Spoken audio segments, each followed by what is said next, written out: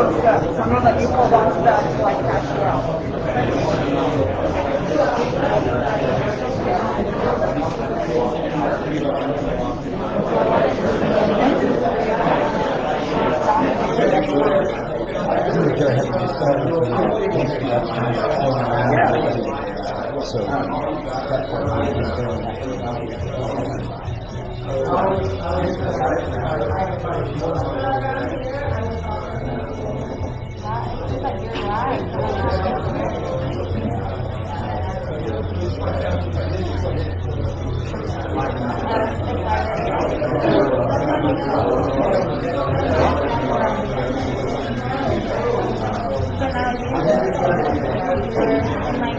You can interact with comments. I guess, welcome to the,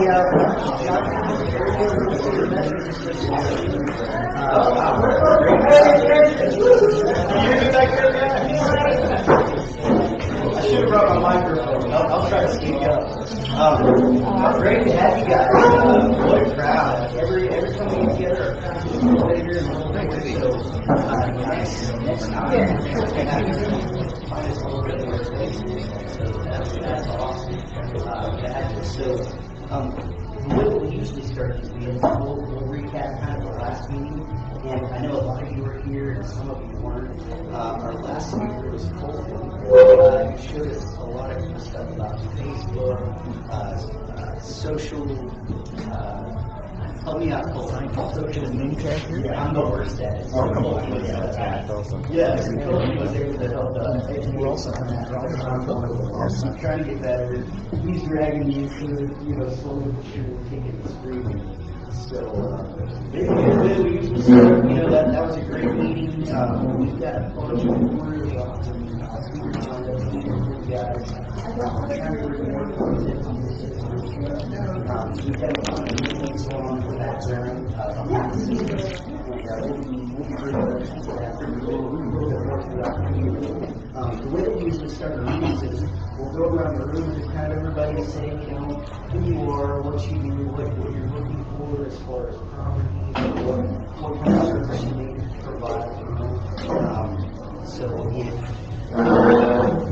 if you guys want to start here, and see you are, we'll start there. We've got a great speaker coming up. Yeah. No question. Jason, my name is Jason Hedges. Thank you everyone for being here. Kind of this time with Tim Weems, just an opportunity to be able to say a little bit about what you do in real estate. I'm a real estate investor for about the last 20 years. So a little bit of multi-family, mini storage, house flipping.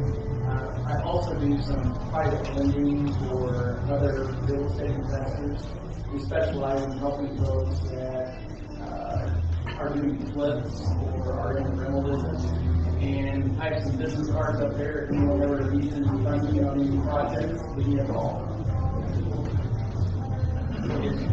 I'm in Gold, out of Lamar, Missouri, and I'm a real estate investor for just a little under a year.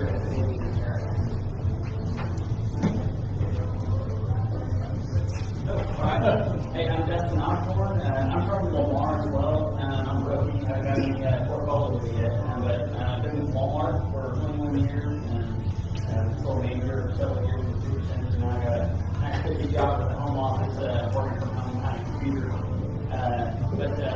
How many properties you have going to be buying, looking for buying holds, and then kind of take it from there.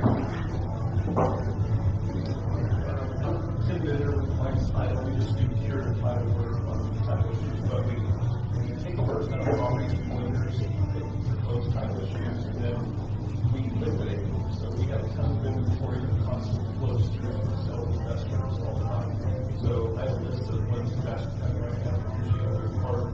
Walmart has said they can for years, so they're almost always pictures, but we do have some that are moving ready too. They're usually moving ready to do list one on the list, and one of the pictures are usually setting. So they can make some of the list of comments that we have right now. It changes. So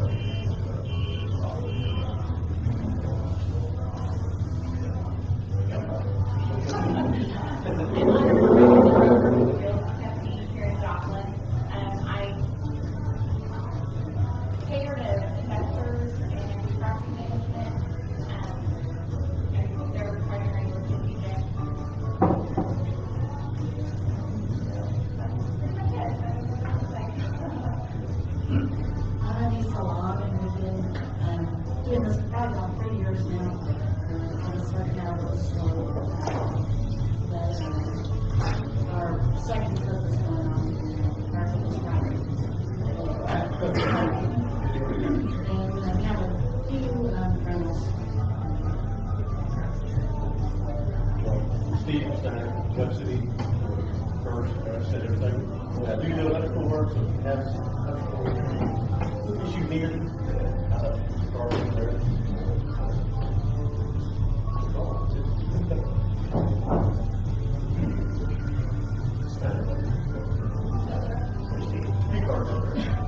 I'm Brian King. I'm a realtor in Joplin, and my wife, Michelle.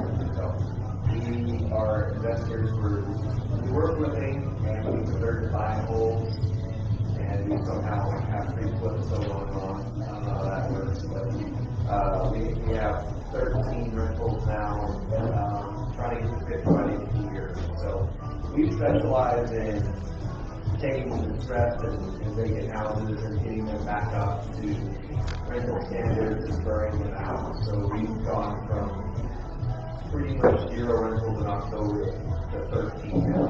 So we have 3 on staff full time that we're trying to work through the team to keep that going. So kind of deal with the distressed guys, which has been a pain in the rear, but it's part of the process. So.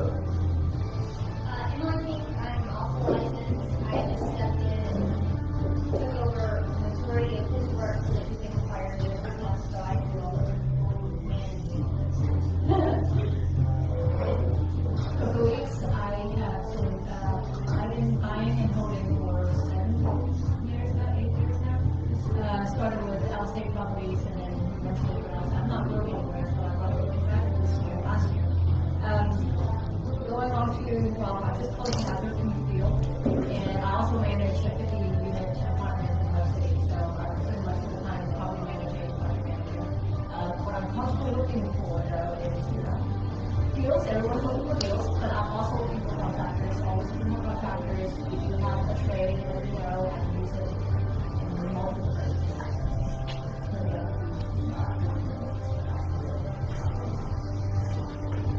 Franklin Queen, realtor with Keller Williams here in Southwest Missouri.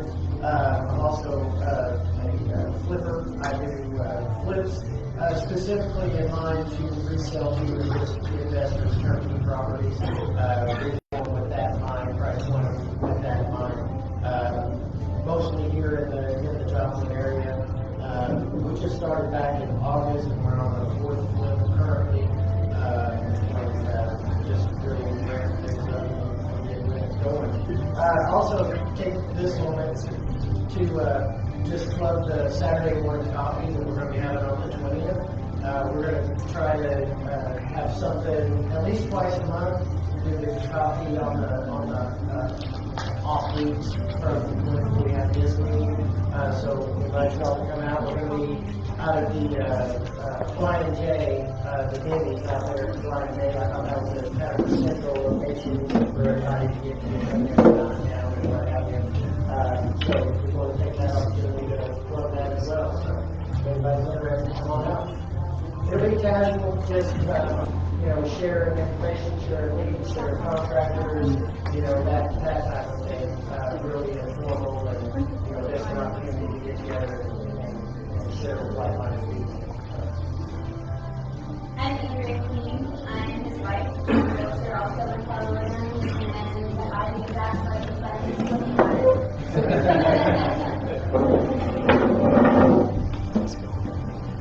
I'm Paul Kennedy, real estate here in Joplin. Again, I license in Arkansas as well. For that, I'm also a self-storage investor here. I'm not born. I'm 22. I live in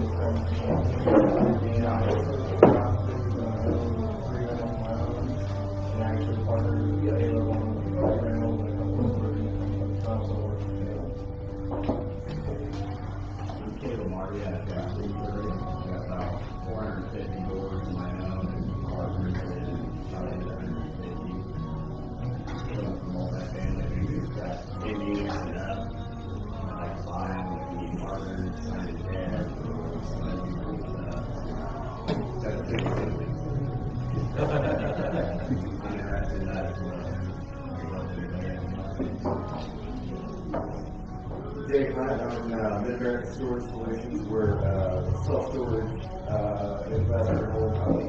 Also partnered with Colton and Chesapeake Capital and do residential and commercial real estate and also real estate as well. Tymon L, I'm a lawyer based out of Carthage. My Bible is my favorite thing, so I do a few different areas. Mostly are related in some way. But one reason I agreed, Jason asked me if I would consider speaking was because I also am an investor in real estate myself. And my partners and I, we've got 19 doors right now, and we're growing as well. We started about 3.5 years ago. I'm Troy Reynolds, and I'm just getting started in the whole world thing, so looking to learn a lot, get some brains.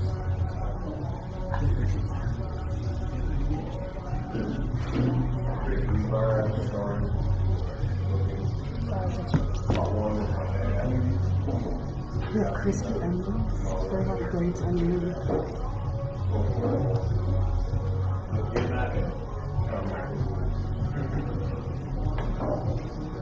Hello everyone, I'm Joseph, coming to Mr. King. I'm going to eat some perfectly undermanned. I do a little business. Here I represent my family a little bit. My sister just got her realtor's license, and she's looking to get into some stuff, so I'm kind of here to help her out. You guys got one here. And need some other construction stuff. My dad has business in Joplin since 1982. He does bulldozers, builds houses. Asphalt work, you anything to do it. If you need contact him, I guess you get in touch with him. He's got he did a lot of work there, a lot of workers, but he had to kind of fall out with a few people in the office. So look for different people that are a little more honest. Thank you. Ben Smith, I'm an illegal wholesaler. Got 5 deals in closing. That's my only claim to fame at this point. So, yeah. I'm a mail carrier, so it puts me in a good spot to find it.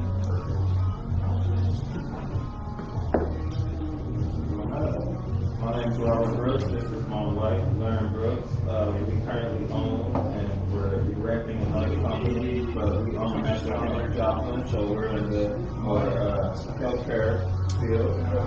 We do have controllership right now of about 14 doors, so I guess they like to learn a commercial property. We're going to learn a little bit more and so up a whole bunch of knowledge.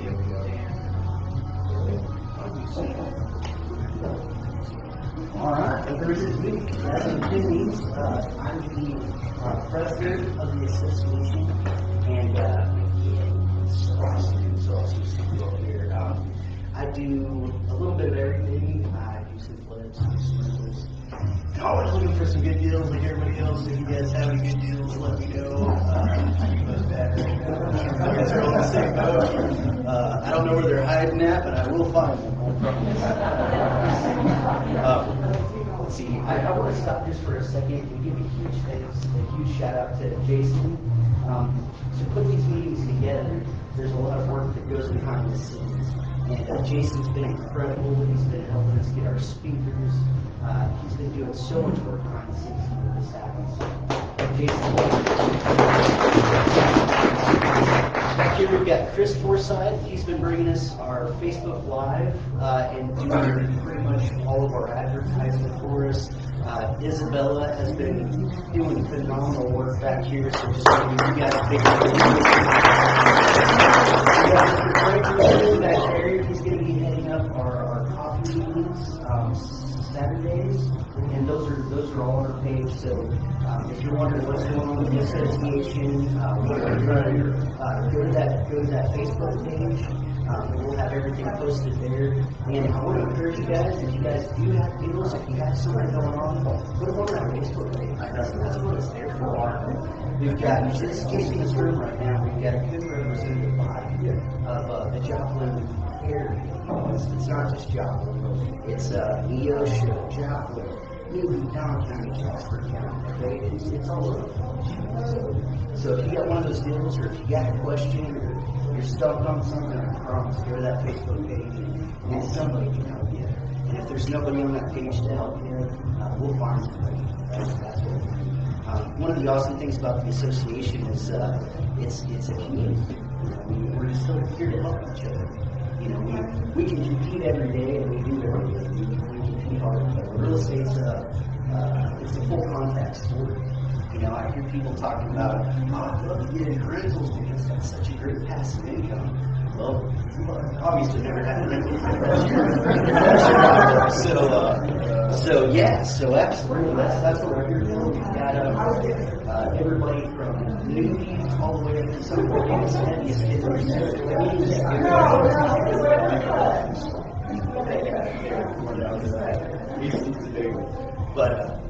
But yeah, so absolutely use that Facebook page.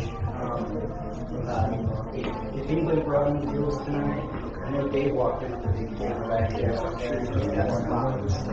But that's what we're here. We all get together, brainstorm, learn a little bit from each other, and share trade, share crafts. So with that, let me go ahead and get over to our guest speaker. We're really excited to.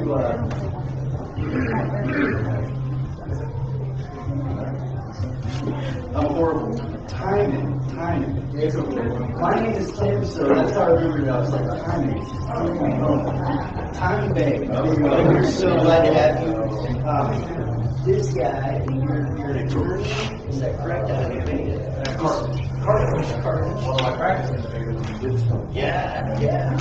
Well, he specializes in real estate. He's going to go ahead and enlighten us on real estate legalities. Which is awesome. I'll be talking to you later. What do you think? I already got your card. Yeah, I got So when Jason asked me if I'd be interested in speaking, I said, well, what do we need to talk about? I said, I don't know. What do you like to talk about? So well, let's talk about real estate. So this will be perfect. I own rentals. I love to talk about rentals. I do a lot of landlord-tenant stuff. So he said that'll all be great. So that's what I'm going to talk about. Rental properties, how to own them, and then also the messy process of dealing with kicking out people who aren't going to pay anymore.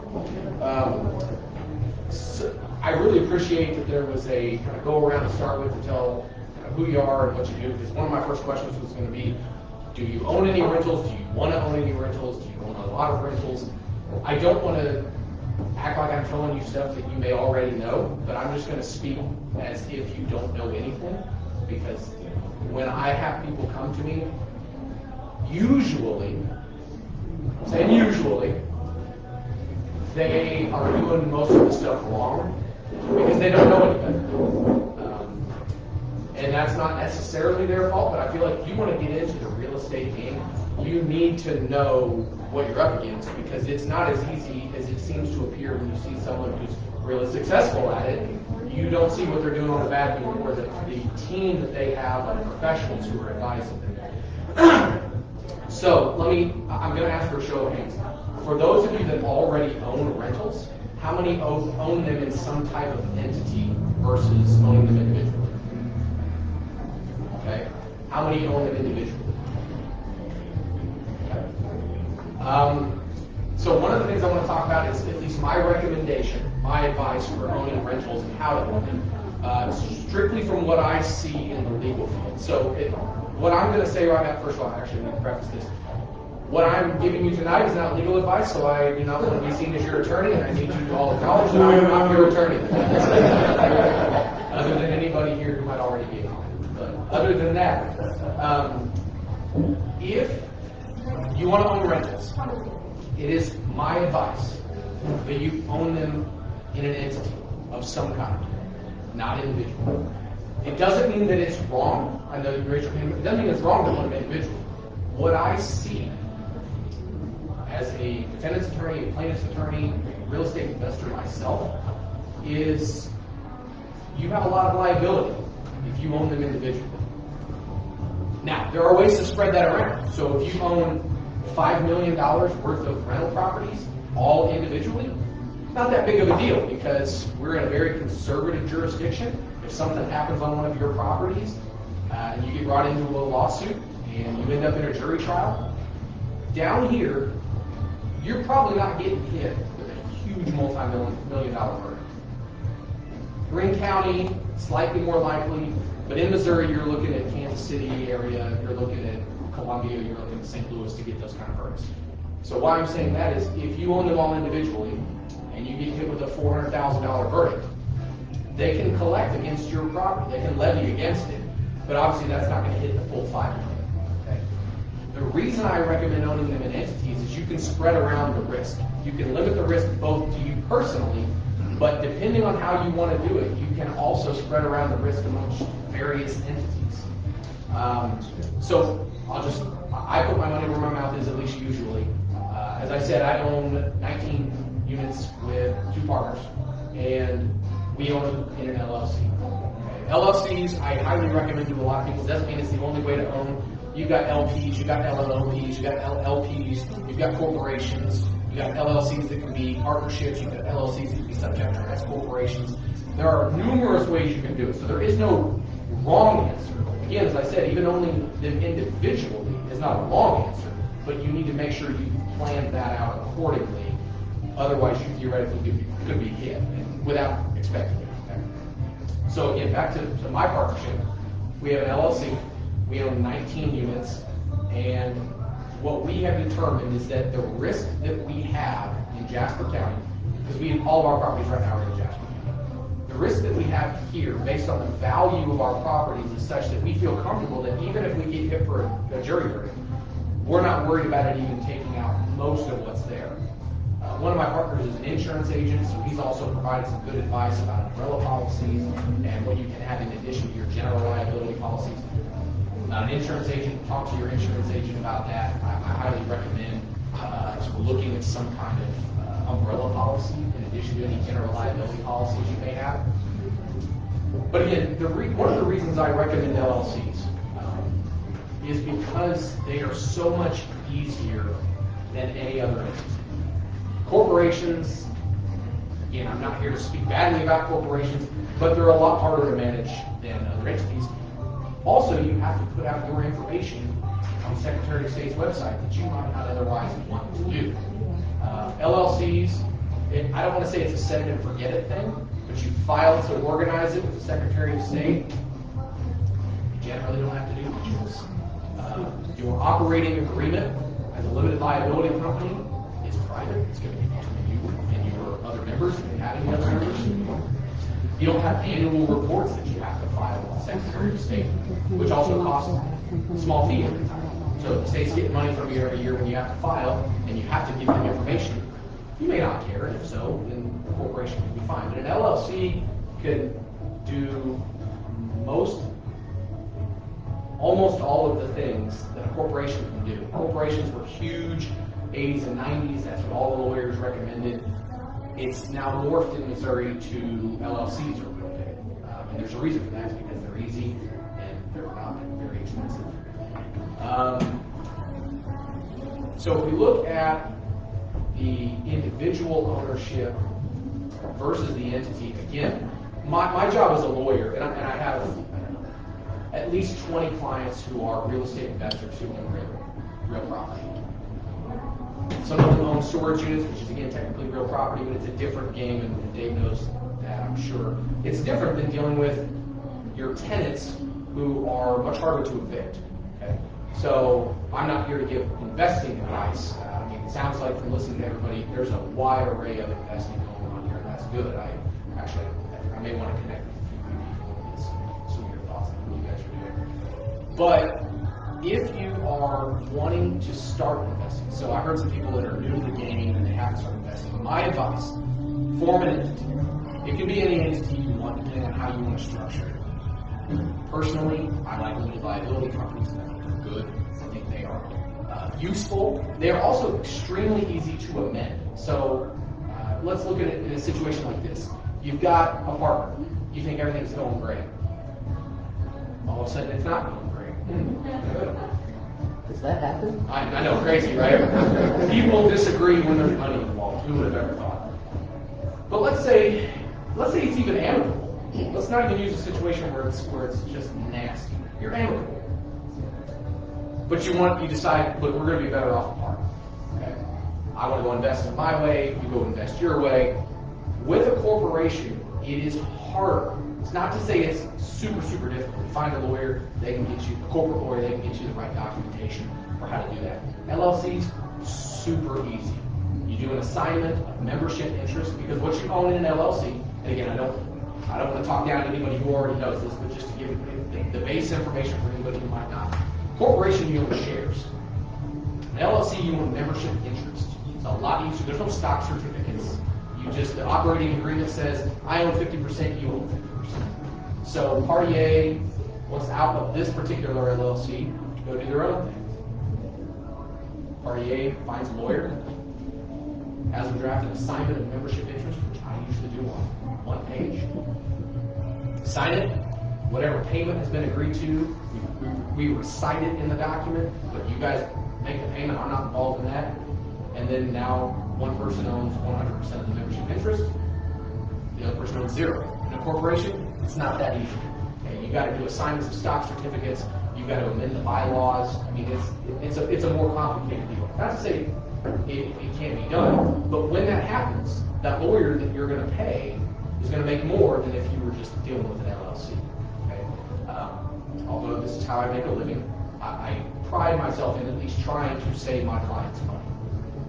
One of the areas I do is estate planning, and it's because I tell people, you don't want to end up in probate court. Well, you won't, you're dead, but your family. You don't want your family to have to end up in probate court, because if they end up in probate court, the only people who make any money in probate court are the lawyers. That's it. Nobody else makes any money. In fact, you lose money because if your parents or grandparents or whoever's leaving it to you, if they had planned appropriately, then it would all come to you without having to go through probate court. So one, you're going to deal with court fees. 2, if it's over $40,000, you're going to deal with a 6-month minimum timeline to get the estate closed out. And 3, then you've got the wonderful attorney fee that has to be paid. Okay, so it's the same thing there for me. Is that I try to save my clients money. So we do the estate planning on the front end, so that on the back end, when they're gone, they don't have to deal with probate. The same thing in real estate, my corporate work. You want to plan ahead of time, so that those problems, that not if they happen, but when they happen, you've got it set up to where you can deal with it as effectively and, very importantly for those of us investing in real estate, as cheaply as possible. Money's the game. So if you're losing money to your lawyer, I'm not saying you're not doing it right, because we're always going to need lawyers. Unfortunately, I know some people probably are unhappy about that. I never thought I would be a lawyer, but I actually really like what I do, because I get to advise people on how I think they can do things better. They don't have to take my advice. I have a number of clients who don't necessarily always listen to what I say, but that's fine. They pay me to give them the advice. If they don't want to take it, that's fine. Which is why I'm saying again, I recommend an entity. I highly recommend an entity for liability purposes. There are things that I think you can do that are less of a liability issue. I think storage units is a great example. If someone wanted to invest in a bunch of storage units render less liability upon the owner than a place where someone is living. Okay, so the roof caves in on a storage unit, you have loss of property value. Okay, someone loses their stuff that they got in their storage unit. Roof caves in on your rental unit, you're looking potentially at a wrongful death action. Okay, so again, some of it I'm repeating, but as I do with my clients, I try to repeat it so it sinks in. I recommend an entity. Now, this is the thing I'm a little more excited to talk about. Rent and possession, evictions, unlawful detainers. Okay. So I just want to know from show case, who here has had to deal with evicting a tenant? Anybody? So we've got a few. Okay. I truly hope you never have to deal with it, but I'd be a fool if I was going to tell you you're not going to have to deal with it. Okay. My partners are lucky because I do all the legal work for our partnership, and I don't charge our partnership, so they're lucky. But I have a number of clients who have to pay me every time we've got to kick someone out. And okay, I'm going to ask one more question. Who tried to evict anybody last year? Caleb? So did you try to do it in Jasper County? Yeah. Caleb, where was yours? Jasper and being So, I don't know if you guys know, but there was this thing going around last year that affected all of us called COVID. And the CDC, in their infinite wisdom, decided to say, hey, we want to enact a moratorium on evictions. You can't kick people out for lack of payment. You're not allowed to cuss at the meeting. Those are dirty words. They should be dirty words. And so not just as an attorney who deals, actually I should have loved the CDC moratorium because then all my clients want to call and complain about it and they want to pay me to give them my advice on how to fix it, and I had to just tell them there's no way to fix it, like it just is what it is. But luckily that wasn't the case. So the CDC enacted their moratorium. Now, I'm not going to get into a bunch of constitutional law 101, but there are a number of us in the legal field who do not think that the CDC has any authority to enact those orders and have to be effective on those of us in the state of Missouri anyway. Regardless, what happened was the Jasper County Circuit Court presiding Judge Gail Crane enacted the local rule that put into place and rendered effective the CDC's recommended moratorium with a caveat. And that caveat was there was a CDC form that was promulgated, and it allowed a tenant to fill it out, and they had to sign it and say, I'm not going to quote all of it, but basically, COVID has affected me, and if you kick me out, I'm likely going to be homeless. And I understand that I still have the duty to pay, and I will pay, and they sign it. Well, I don't know about the rest of you who have rental properties, but if your tenant's not paying you, them signing a document that says they're going to pay you probably doesn't mean they're going to pay you. So, this was a problem for a number of my clients who own rental properties, to the point where there was some obscene language used on a number of phone calls about their thoughts and opinions about the court system in Jasper County. And I said, look, I understand. You know I own rental properties too, I get it. Okay, but it is what it is. Now, there was a small loophole that I was able to use effectively, and that I don't think is going to be an issue now, because the local order that put that into place ended on December 31, and it has not yet been brought back. Now, I'm going to get back to that in a second, because there's some stuff you should know. However, if it does come back, and you have another lawyer that you work with, you should talk to that lawyer about this loophole. And the loophole is, it doesn't put a moratorium on evictions. It puts a moratorium on evictions when the tenant fills out that CDC letter and submits it to the landlord. If they don't fill that out, there's no moratorium on evictions. I don't personally feel great about getting an order to kick someone out. I don't. Having said that, I also don't feel that bad about saying to someone who hasn't met their contractual obligation to pay rent, you got to leave because you're not paying. And that's even more so because I also own rental properties myself. But if Jasper County reenacts, and I can't say they renew it because it expired, so they have to reenact it. If that happens and you already have a lawyer that you're working with, you should talk to that lawyer about whether or not the CDC document was signed and delivered to you.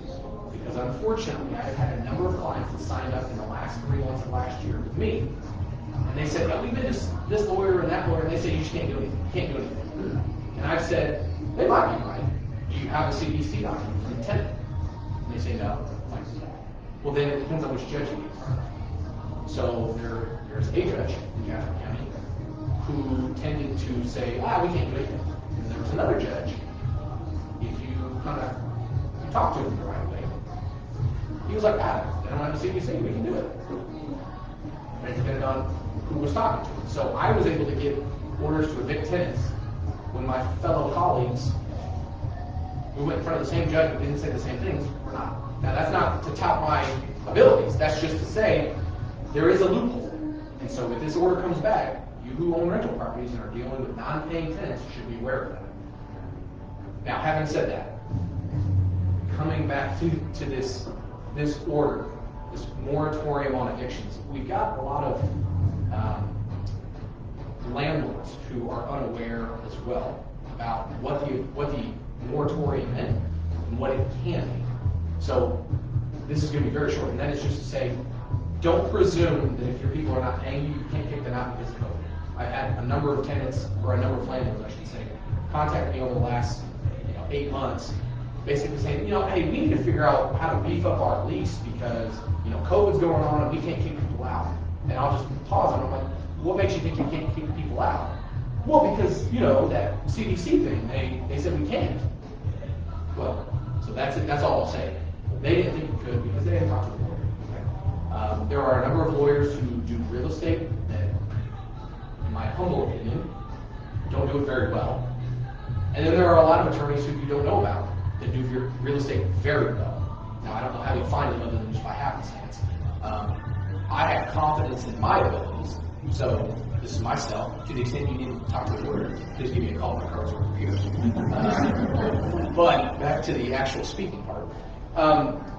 With a written possession action, okay, so let's assume that you've got your tenant under a well, okay, back up. Does anyone here make a practice of, I'm going to put you on the spot, so I'll stop that. Let's talk about oral leases versus written leases. Always do a written lease. Never, ever do an oral lease. It doesn't mean it's not valid and effective, but now the terms are going to be subject to debate. So you've got an oral lease with someone, and you can show the paying you by check $600 a month. Okay? Then you've got evidence that can verify and establish the rental amount. But how do you establish any of the other terms? You don't. You get up on the stand and testify and say, here's what the terms were, here's what we agreed to. Then they get up on the stand and say, no, that's not what we agreed to. And they're going to, of course, say, we had all these generous agreements, like they were all in my favor. Obviously, that's not the case, but that's what they're going to say.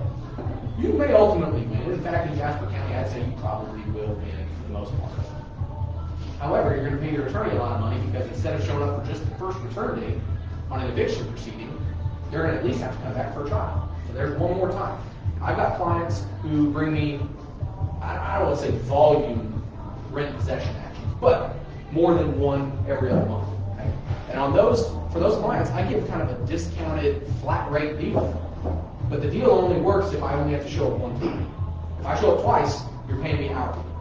Okay? And I'll just tell you, my hourly rate is $250. So if you want to pay me hourly $250 to show up to court a second time because you didn't do things that may have been recommended to you initially, that's fine. That's how I make a living. I don't have a problem with that. I got 4 kids and a bunch of student loans, so that's a problem. But if you want my advice on how to handle your rentals from a legal perspective, always do a written lease. Now, some people will ask, is it better to do month to month or year to year? From a legal perspective, it doesn't matter. I don't care. That's up to you. Do you want to lock in someone for a year? Do you want to just be month to month so it's easier to kick them out theoretically? That's a personal decision. There's no real legal backing behind either argument. What I will say is something to keep in mind on how to get rid of people. Okay? So if they're not paying rent or they're in some other way in default of your written lease, which you should have, if they are, you can just file a rent possession action and ask the court to kick them out. Okay? Pretty simple, pretty easy. What do you do if they're not in violation of anything, but you just decided you don't like them anymore? They're pains in the butt. They are requesting all kinds of fixes that are not really something that you shouldn't have to fix those things, or they're not actually broken. You have a year-to-year lease. You're kind of stuck. Okay? Contractually, you're bound to them, and you have to give notice that it's ending at least 60 days before the termination of the yearly lease. But you can, let's say you sign it in January, January 1 ends December 31. You decide in March you don't like it. Well, you can give them notice in March. But they don't necessarily have to leave until December 31. Okay? Whereas with a monthly lease, if you've got a written lease month to month, and here's something I'm really going to say, I want you all to pay attention. Hopefully you all know this. If you don't, please make a mental note of it. It's how to give notice of the termination of a month-to-month lease. A lot of people think it's just 30 days. So on March 2nd. On March 2nd, I'm giving you 30 days notice. You have to be out in 30 days. Well, 30 days from today is April 1st. They don't have to be out April 1st. They have to be out April 30th. Okay? Because it's a month notice, not 30 days notice. Okay? And that month can only end on the regular termination of a rental period. Okay, so again, March 2nd, you get notice of a monthly lease, the termination of a monthly lease. It gets you into April, which means you get to the end of that April period. So keep that in mind. I just have had a number of clients in the last 3-4 months say, well, we want to terminate. That's great. You're just going to have to wait, an additional 20 days longer than you expect. Okay. So written possession action. I saw a few hands of people who've had to evict tenants as a part of it. The general process, I thought it would be helpful to tell you what the general process is. So, if you are, maybe here's an advantage of owning properties individually. You can represent yourself in court. So if you want to try to evict somebody, you can go file a petition yourself, no problem. If you're an entity, you have to be represented by legal counsel, because a legal entity is not a person. An entity cannot represent itself in court. So that if there's an upside to individual ownership, that would be it. Having said that, let's assume your tenant goes and gets a lawyer. Do you want to be a non-lawyer when you go against a lawyer? I mean, generally speaking, I would say no. As a practical matter, I salivate when I've got what we call pro se, is the Latin term for non-represented. I salivate when I have a pro se on the other side, because they don't know the rules. I mean, they may be able to make a sensible argument from a practical perspective, but they don't understand procedural rules. And 98% of judges do not like people who come and they don't know the rules. So keep that in mind. So anyway, back to the process. You go to your lawyer, you say, I got so-and-so, I'm not paying, I need them out, here's the lease, here's my notice, here's my ledger, whatever you do. They'll prepare the petition, you sign it, you file it, sorry, you don't file it, they'll file it, and then you gotta have service. And here's something to keep in mind, very important distinction that a lot of my new clients have not yet learned, and I have to train them to keep in mind. If we serve and we don't personally serve, you don't hand it to either that person, a roommate, or a member of their family over the age of 15, you can still serve it, which means there is good service and you can proceed with the case. You can do it by posting. So a sheriff's deputy or a special process server can post. The thing to keep in mind is you cannot get money damages if you post. Now, that's going to get us to another topic. You're never getting money damages anyway. But we'll get to that in a second. So if you post, and so this is important, I tell my special process servers, I really try not to go Jackson County Sheriff. Not to say they don't do a good job, but Jackson County Sheriff, they've got other, law and order, they've got other things to do, even their civil process division. The deputy there, I work with her a lot, and she's great, but she's got other things to do. And they're likely not going to make too many efforts to go out. So you're going to drop your $45 to pay them, and they'll probably just post because they can. Well, maybe in one of the rare few cases where you might actually be able to collect, you just got screwed out of it because they posted. Doesn't mean they did anything wrong, but they don't have as much time. So we have a few special process servers that we use, and they'll make a little more effort. We get a lot more served individuals. The other side of that coin is, for anybody who has not yet figured this out, who's in the game, or anybody new to the game, you're not collecting damages anyway. Practically speaking, you're not ever going to get paid. Okay? And there are a few strategies to deal with that. One is, don't care. From a capitalistic perspective, you want them out, get paying tenants in. So you just chalk it up to, this is what the rental game does. You're going to lose some monthly rent, but we're going to get them out as fast as we can so we get more people in there paying. Okay? So something to keep in mind, because the type of people, does anybody here own what they would call high-end rental units? And I know that's a subjective question, but is anybody here collecting more than $1,200 a month per unit? Okay. So, do you have any problems with those units? So this is the key. There's an upside and there's a downside. At least so far, you're lucky on the upside. Those high-end units, you've got people who are either making a lot of money or just needing a rental, and you're not going to have to worry about getting those people. Or you've got people who are stretching, they're reaching, and they get put into a unit that they really shouldn't be in, and then they stop paying pretty early. Okay? Well, now you're out, $1,200. I picked that number out of thin air. $1,200 a unit, and you're out $1,200 $1,200 per month before you can get them out. And then, of course, depending on how you structure your lease, you might be out more because you're paying the utilities. That's a personal thing depending on how you all want to do it. So, keep that in mind that at the end of the day, you can get a judgment all you want. Doesn't mean it's collectible. Okay? There are people that we call professional judgment proof. And those are the people that are going to turn around because they haven't filed bankruptcy in the last 7 years, and they're going to turn around and file bankruptcy the moment that they get a judgment against them. Then there are the people who, they don't even have to worry about filing a bankruptcy convention because you're never going to find them. Okay? So there are multiple ways that you can try to collect money. And I will tell you, I have been lucky and I have collected, I don't know, 3 times, I think. Yeah, 3 times. And only once have I collected all that was owed to my client. And that was just because some idiot was forgetful and they left like $4,000 in their bank account. So I wouldn't have it, they took it out.